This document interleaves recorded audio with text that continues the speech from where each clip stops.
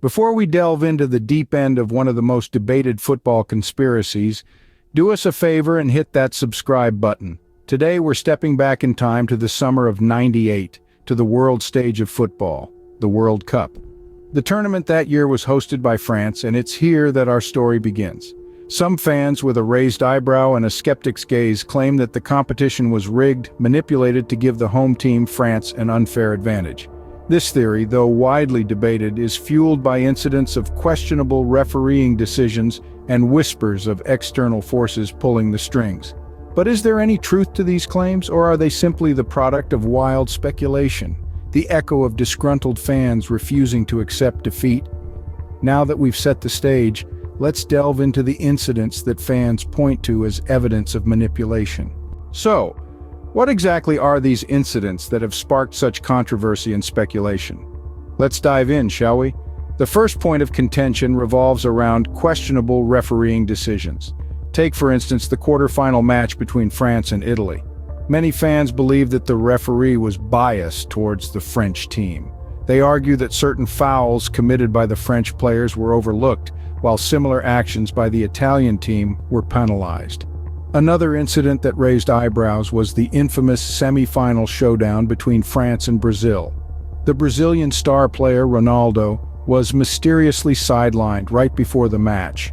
This sudden change in the lineup stirred up rumors of external influences, causing some to believe that this was a deliberate move to weaken the Brazilian team and favor the French. Then, there were the yellow cards. During the tournament, French players received fewer yellow cards compared to other teams. Some argue this was a clear indication of favoritism towards the French team. The final incident that sparks debate is the controversial goal scored by the French player Emmanuel Petit in the final minutes of the championship match against Brazil. Some fans believe that the goal was offside, but the referees let it slide. They argue that this was the final nail in the coffin, solidifying France's win in a match they believe was manipulated from the start. Each of these incidents, taken individually, could be dismissed as mere coincidences or the result of human error. But when you put them together, they paint a different picture for some. A picture of a tournament that was, perhaps, not as fair and square as it seemed on the surface. With these incidents in mind, the question remains, is there any concrete evidence to back up these claims? The search for answers continues, and so does the debate. But one thing is certain, the 1998 World Cup will forever remain a topic of intrigue and speculation in the world of football. Now we come to the crux of the matter, the evidence, or rather the lack thereof. Let's take a moment to digest this.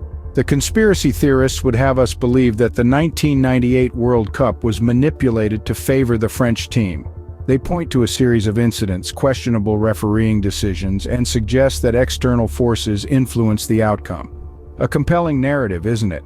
But what's a story without concrete proof? The truth is, there isn't enough evidence to definitively prove that the 1998 World Cup was manipulated.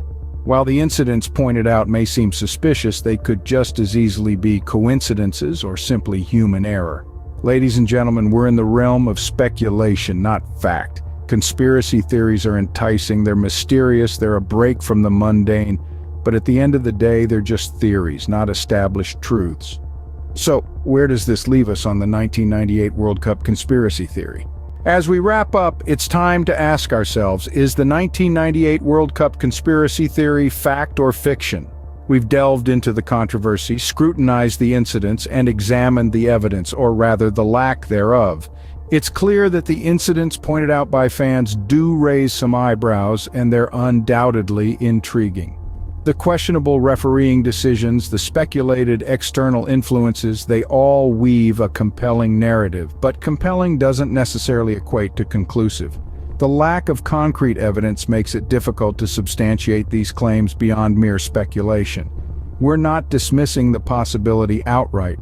We're simply stating that, as it stands, the conjecture lacks the necessary proof to shift it from the realm of fiction to fact. Whether you believe in the conspiracy theory or not, one thing is certain. The 1998 World Cup will forever remain a subject of intense debate. Thanks for watching, and don't forget to subscribe for more fascinating content.